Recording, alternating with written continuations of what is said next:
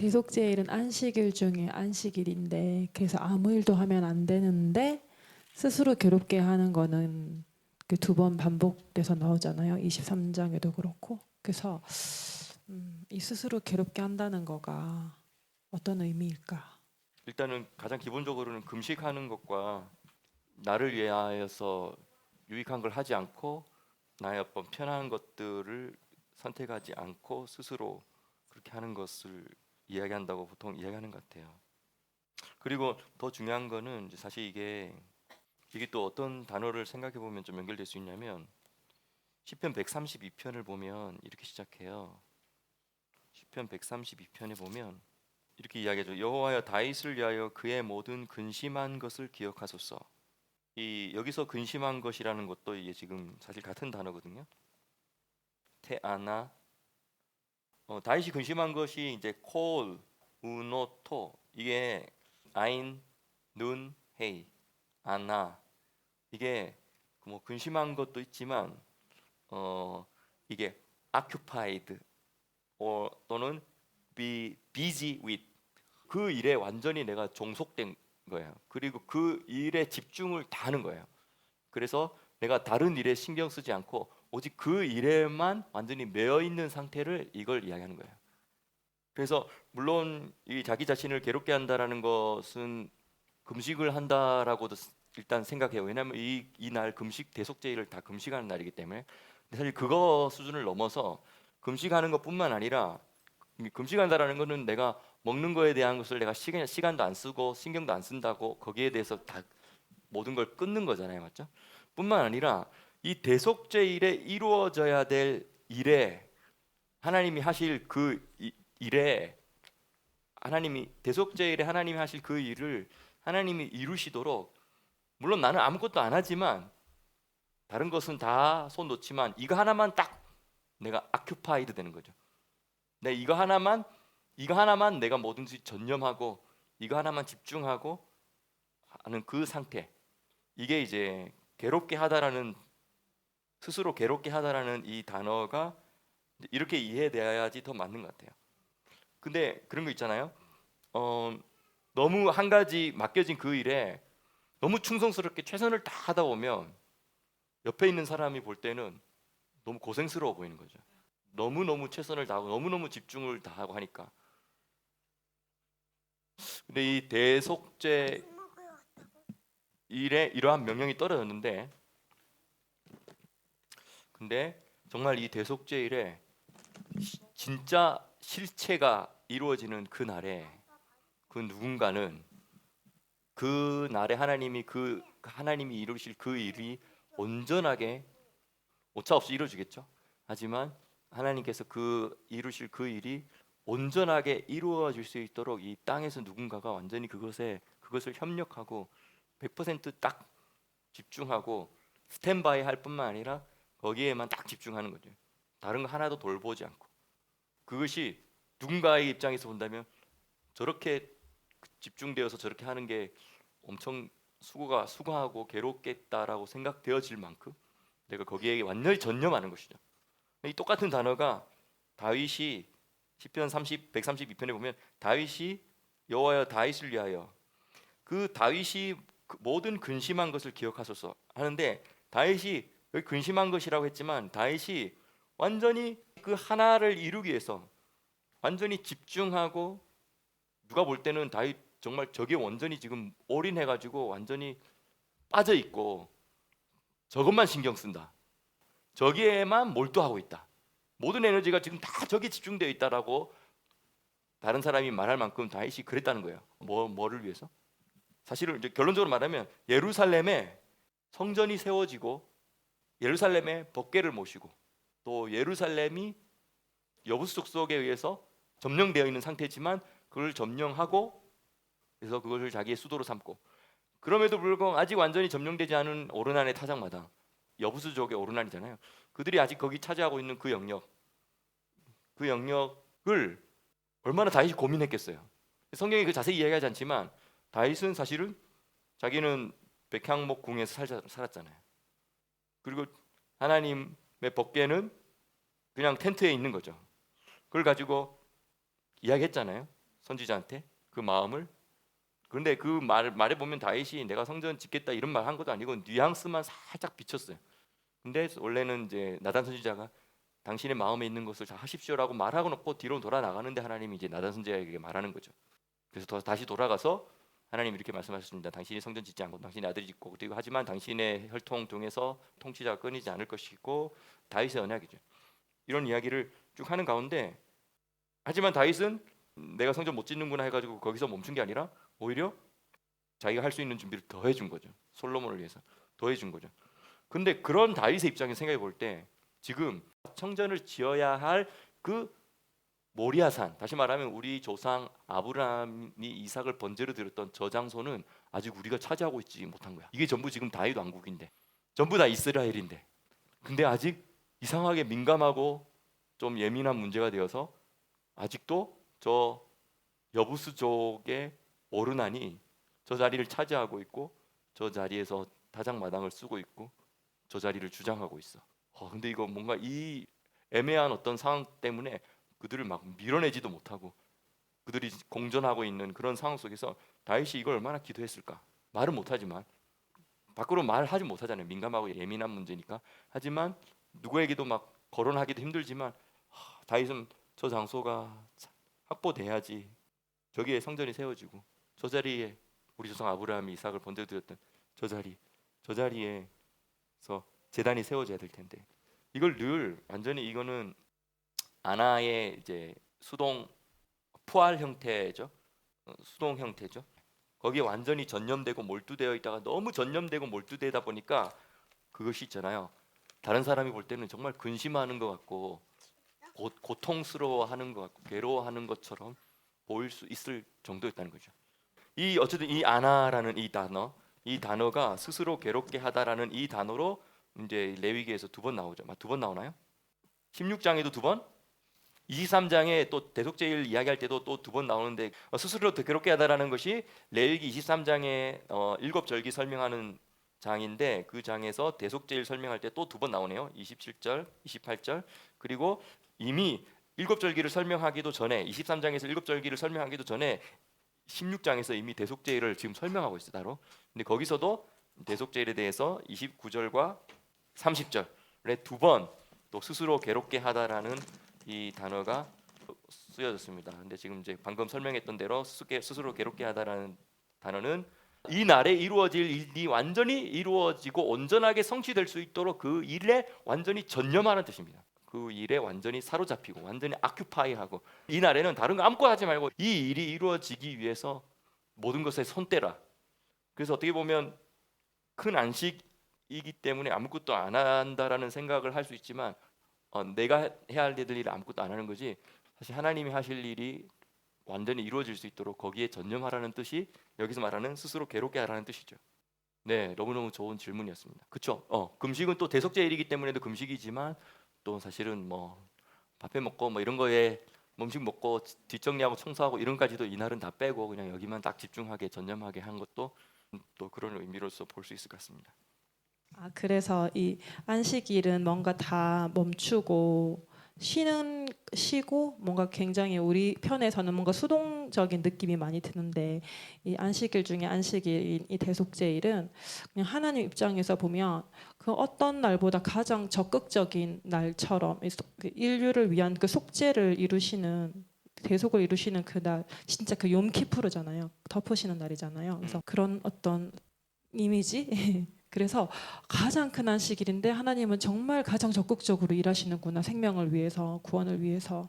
그래서 그런 생각이 들었고 그래서 우리 편에서도 이 스스로 괴롭게 하는 거가 그래서 아까 궁금했었어요. 이게 어떤 의미일까? 그래서 이제 이 아나에 대한 걸 여기서 사실 또 이제 PL 동사를 썼어요. 그래서 이것을 이제 이니템 아나의 그 PL 동사를 써서 더 강력한 아나 상태를 하는 것은 결국 또 뭐라고 이해될 수 있냐면 나를 완전히 낮추는 거죠. 그래서 이게 험블이라는 뜻으로도 PL 동사로 쓰이죠.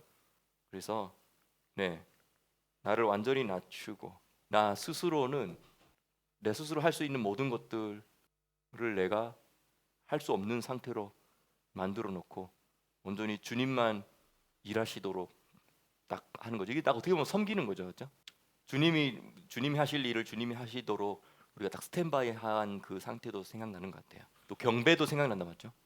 나를 낮추고 경배. 아까 그 포인트 참 좋은 것 같아요. 이 날이 어떻게 보면 인류 역사에 있어서 가장 큰 날인 것 같아요. 어떤 의미에서 예수님이 재림하는 과정 중에서 클라이막스이기 때문에, 다시 말하면 예수님이 하늘 보좌에서부터 출발하신 예수님 점점 내려오시다가 결국은 공중에서 또 첫째 부활한 자들이 올라와서 휴거하여서 공중에서 다 만나고, 그러고 나서 거기서부터 다시 또 그 많은 물소리와 함께 승리의 함성과 함께 마하나임의 춤추는 것과 함께 예루살렘으로 예수님이 들어가시는 거죠. 그러면서 이제 천년왕국 시작하는 거죠. 희년의 나팔 불고 천년왕국 시작하는 거죠. 어떻게 보면 인류 역사에서 천지 만물을 창조한 사건을 제외하고는 가장 큰 사건이죠. 이 사건이. 물론 보통은 홍해 사건이 가장 또 크다 하지만 이거는 홍해하고도 비교할 수 없는 인류 역사의 정말 가장 큰 축제이기도 하고 그 순간입니다. 여기에 이제 17장 7절에 보면 전에 음란히 섬기던 순념소에게 다시 제사하지 말라 이렇게 돼 있죠. 순념소, 사이르, 이 사이르. 이걸 또 이제 어떤 성경, 영어 성경에서는 이게 goat demons 또는 devils 이렇게 했는데, 사실은 순념소인데 단순한 순념소가 아니라 순념소지만 또 사실은 사탄인 거예요. 그렇게 이해를 한 거죠. 이 사이르라는 게 털이 시커먼 털이 지저분하게 나 있는 그런 상태를 말하기도 하고, 악의 문을 열고 죄의 문을 열어준, 어둠의 문을 열어준, 이 지옥의 문을 인류에게 열어준 그 존재를 이야기하기 때문에 이 사이르가 쇼레시가 세아르라고 하면 문이거든요. 문, 게이트거든요.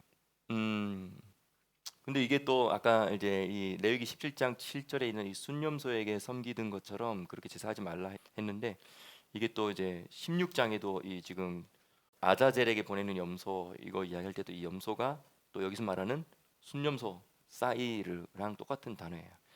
그러니까 여기서 말하는 이 그래서 아자젤에게 보내는 이 염소 자체가 지금 인류에게 죄를 들어오게 할 뿐만 아니라 죄를 들어오도록 하와와 아담을 속였던 그 존재일 뿐만 아니라 또 나중에 사실은 전쟁과 음란과 주술과 약물과 이 모든 그 땅을 홍수 이전에 땅을 더럽혀서 땅이 전 지구의 땅이 죄악된 인류를 토해낼 수밖에 없는 그 사건. 저는 그 홍수를 땅이 인류 전체를 지구 전체를 토한 사건이라고 생각하거든요. 땅이 견디지 못해서 그 죄악의 정도가 도를 넘어서 버려서. 그래서 이 레위기 그 이야기 계속 하잖아요. 또 레위기 18장 3절에서 또 5절에도 보면 이제 이런 말씀 있죠. 애굽 땅, 이집트 땅의 풍속을 쫓지 말며, 그리고 너희가 들어가게 될 땅, 내가 너희를 인도하여서 너희가 들어가게 될 땅인 그 가나안 땅의 풍속도 규례도 행하지 말라 이렇게 말하는 거죠. 왜냐하면 그 가나안 땅의 사람들이 지금 여기 레위기 7장 그리고 18장 20장 여기서 말하고 있는 이 온갖 종류의 주로 이제 음란에 대한 죄가 또 많은데, 온갖 경계를 다 넘어서 버린 온갖 종류의 음란이 어디 있었냐면 가나안 땅에 있었던 거죠. 가나안 땅에. 근데 그것이 한 번에 뭐 10몇 년, 20몇 년 만에 된 게 아니고요. 몇백 년 동안 계속 진행되면서 이게 점점 진행이 되다가 이제 완전히 이 수위를 다 넘어버린, 한계를 넘어버린 것이죠. 근데 사실은 이 시점 이제 다시 말하면 이 광야에서 이제 준비하고 나서 이제 약속의 땅으로 가나안 땅으로 들어가기, 이거 약 한 39년 전이라고 볼 수 있겠죠. 요 시점에 아직은 가나안 땅에 이 죄악이 완전히 토하기 직전이지만 이제 조금 더해 기다려야지 이 토를 하는 거예요. 토도 이제 울컥할 때 있잖아요. 그다가 이제 나오기 직전에 이제 그때 이게 딱 방향을 잘 정해서 이렇게 하잖아요. 어쨌든 이제 그 울렁거리는 상태죠 지금 사실은. 그리고 몰렉에게 자녀를 주어서 불로 통과하게 하는 이야기를 자꾸 해요. 2번인가 3번 하죠. 이것도 사실은 이 가나안 땅에 있었던 이야기거든요. 몰렉이 말라크죠. 왕인데 자녀를 악한 영의 통치를 받도록 자녀를 찔러서 집어넣어 버리는 거죠. 일차적으로는 인신제사 맞죠. 근데 사실은 우리가 딱 몰렉에게 제사 드리는 방법대로 하진 않지만 많은 경우 사실 부모들이 실수하면서 자녀들을 자기 생각에 옳다고 생각하면서 자녀를 찔러서 자꾸 해가지고 그렇게 하는 경우도 있는 것 같아요. 근데 이제 이 마지막 때 우리가 이런 것들을 이제 볼 필요가 있어요. 이 지금 이게 이 토라라는 기준이 계속 이제 그 이후에 열왕기상, 열왕기하 이렇게 계속 가면 시간이 지나면서 또 예언서 시대 가면서 선지자들의 시대 가면서 계속 이대로 했냐 안 했냐가 계속 판단되고 이게 또 어디까지 가냐면 요한계시록까지도 가요. 그러니까 요한계시록도 결국은 두 가지가 계속 있는 충돌되고 있어요. 어떤 게 있냐면 부정함과 불결함의 한도가 높아버린 거죠. 그래서 내가 이렇게 표현하고 싶어요. 불결함과 부정함에 대한 충족도가 넘쳐버린 거죠. 근데 한편으로는 또 거룩함에 대한 충족도도 어느 한 일부에게는 남은 자들에게는 넘쳐나요. 이것도 넘쳐나고 이것도 충족되고 근데 이것도 나쁜 의미로 또 충족되고 해서 이제 그런 것들이 우리 요한계시록 11장에서 읽어볼 수 있죠. 영적으로 이제 영적으로 하면 소돔이라고 하고 또 이집트라고도 하는 장소인데 사실 어느 장소냐? 그들의 주께서 십자가에 못 박히신 곳이라. 결국은 이 마지막 때에 이 예루살렘의 상태가 두 증인이 사역할 만큼 어떤 자들은 거룩하고 성별하고 엘리야의 영과 능력으로 거룩한 능력을 막 나타내는 자들이 일부 있지만 사실은 이 예루살렘의 또 전반적인 분위기 안에서는 영적으로 본다면 여기가 예루살렘이 아니고 소돔인 거야. 여기가 영적으로 본다면 이집트인 거야. 그 여기서 바로 여기 보면 아까 너희가 나온 이집트의 풍습을 쫓지 말며 너희가 들어갈 가나안 땅의 풍속도 쫓지 말라고 했잖아요. 근데 사실은 가나안 땅의 풍속 중에서 가장 앞장서서 선두주자로 잘못 악하게 나갔던 데가 어디냐? 소돔과 고모라, 아드마, 스보임, 라사 이 5개 도시예요. 우리는 대표적으로 소돔 고모라 하지만 아드마, 스보임도 있고 즈보임도 있고 라사라는 도시도 5번째 또 있어요. 이게 이 사해의 남쪽부터 소돔, 고모라, 아드마, 스보임, 라사까지 올라면 라사는 아마 거의 사해의 북쪽에 있는 그 지역인 것 같아요. 이 라인이 전체다가 도를 넘는 거죠. 한계를 넘는 거죠. 근데 그때 이 아브라함 시대거든요. 근데 한번 하나님이 유황불로 한번 이렇게 해가지고 어느 정도 한번 끊어놨어요. 어느 정도 끊어놨지만 사실 또 시간이 지나면서 또 다시 점점점 일어나가지고 이제 야곱이 이집트 갔다가 있는 동안 이들이 다시 또 점점 몇백 년 있는 동안 더 늘어나고 출애굽하는 동안 이들은 거의 이제 토해내기 직전이고 그래서 이들이 여호수아가 약속의 땅에 들어갈 때는 이제 토하는 거죠. 그런데 이 마지막 때 예루살렘 예수님이 재림하시기 바로 직전은 두 가지 면이 다 있는 거잖아요. 심판하러 오시는 것도 있고 또 이걸 심판하시고 주님의 통치가 완전히 이루어지게 되고 또 선하고 착하고 선한 자들에게는 보상을 주시고 하시는 그런 것들이 여러 가지 다 섞여 있죠. 그런 의미에서 볼 때 두 가지가 다 불결함과 부정함에 대한 것도 충족이 되어지고요. 그리고 거룩함에 대한 것도 충족이 되어지는 요한계시록 11장에서 영적으로 하면 소돔이고 또 이집트라고 하는 이 예루살렘의 상태. 이것이 이제 이 율법의 기준으로 본다면 토해낼 수밖에 없는 거죠. 근데 여기서 중요한 게 있는데 사실은 땅의 죄악이 너무 지나치면 그 땅이 결국은 토해낸다라는 이 원리가 물론 전 지구적으로 다 통할 거예요. 하지만 사실 이 본문에서는 1차적인 의미에 보면 이거 전부 다 사실은 이 땅에 대한 거예요. 다른 어느 지구의 다른 어느 땅을 말하는 게 아니라 지금 여기서는 사실 이 에덴 동산의 땅, 약속의 땅, 하아레츠, 하마콤이라고 말할 수 있는 이 장소가 다른 어느 땅, 지구의 어느 땅보다도 이 장소는 더 성별되고 더 거룩하게 여겨져야 되고 그렇게 통치되어져야 되고 그런 사람들이 그렇게 이 땅을 관리하고 해야 되는데 그렇게 못할 때는 다른 어느 땅에 비해서 이 땅은 더 예민하고 더 민감한 거죠. 그런 의미에서 우리가 예루살렘에 살아가는 동안 이스라엘에 있는 동안 우리가 그런 부분에 있어서 중보자로서 정결 와치하고 뉴스를 보면서도 또 사회적인 현상들을 바라보면서도 이것이 사람들이 더 그냥 자꾸 세속적으로 빠져나가고 이런 이 토라의 기준에서 멀어져 가는 방향을 자꾸 선택하고 정치적으로든 경제적으로든 사회적으로든 문화적으로든 그렇게 되려고 할 때 우리가 그런 것들을 아브라함처럼 이 땅을 지키면서 와치하고 이렇게 하는 것들 되게 중요한 것 같아요. 우리가 가지고 있는 중요한 하나님 맡겨주신 포션이죠. 토라라는 이 기준을 가지고 그 이후 역사에 계속 이 기준에 갖다 대놓고 이제 평가를 하게 되는 거잖아요. 저울질을 하게 되고 그게 요한계시록까지 간다는 거잖아요. 근데 거꾸로 생각해 보면 이렇게 생각할 수 있어요. 이 기준이 이 기준이라고 할 때 여기서 모세의 토라잖아요. 시내산에서 모세 토라 이전에도 예를 들면 12 아들들이 있었던 레위, 뭐 루벤, 시므온, 레위, 유다.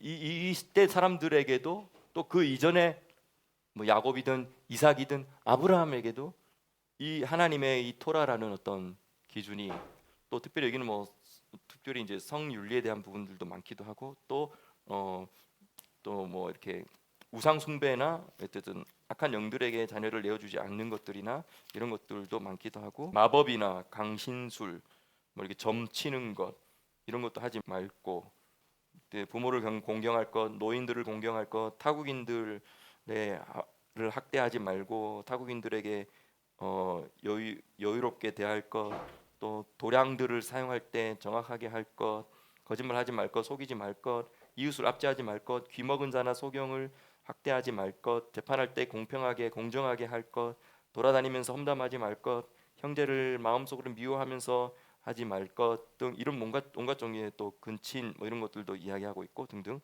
이런 모든 것들을 이야기하고 있죠. 근데 이런 것들이 모세 시내산에서 모세에게 주어지기 온전한 모습으로 주어지기 전에도 이미 이 기준은 이 하나님의 토라는 이미 인류 처음부터 있었던 거예요. 그렇게 따지면 사실은 이것을 우리가 다시 이 기준으로 이것이 주어진 이후의 역사에서부터 요한계시록까지도 다 적용할 수 있지만 사실은 이 기준이 이미 그 전에도 계속 적용된다라고 생각하면 어디까지 거슬러 올라가냐면 홍수 왜 나는지를 이해할 수 있는 거예요. 그 홍수 왜 났냐면 사실은 여기서 말하는 레위기에서 17장, 18장, 19장, 20장 여기에 말하는 어떻게 보면 십계명의 되게 세부상이라고 말할 수 있는 이 레위기의 이 부분이 다 엉망이 된 거예요. 완전히 무질서하게 되고 선을 다 넘게 되고 남녀 썩는 것, 남남 여여 썩는 것 또 정확하게 이야기하고 있죠. 근데 참 놀라운 사실은 장신대에서도 몇 년 전에 그 동성애를 주장하는 학생들이 성경에는 동성애에 대한 그치 구약에 있었고 또 폐하에 있었고 신약에는 없고 근데 그치 옛 언약을 아직도 들고 오면서 이렇게 하냐 뭐 이렇게 이야기하죠. 근데 사실 로마서에도 있는데 분명히 불겠죠. 이제 자기들이 원하는 대로 해석을 하면서 갖다 붙이는데 이게 지금 얼마나 지금 결국은 소돔과 고모라처럼 하고 이집트처럼 온 세상을 만들어 가는지 모르고 저렇게 신학교에서 떠들고 있으니까 지금 망해가는 길로 이렇게 가고 있습니다. 근데 어쨌든 그것이 충족되도록 되어지는 부분도 있지만 우리는 또 우리의 역할을 또 계속 하면서 우리의 소리를 내야 되겠죠. 그래서 이것의 클라이막스 이런 우리도 모르겠어요. 우리가 어느 순간 우리가 그때까지 살아 있게 된다면 예수님이 재림하시는 그 장면까지 그 순간까지 혹시 우리가 순교하지 않고 살아남는다면 우리가 그때 예루살렘에 있게 될지 몰라요. 유대 광야에 있게 될지 그 전에 이미 휴거돼서 올라가게 될지 모르겠지만 우리가 완전히 이 일이 이루어질 수 있도록 우리 스스로가 완전히 전념되어지기를 바랍니다.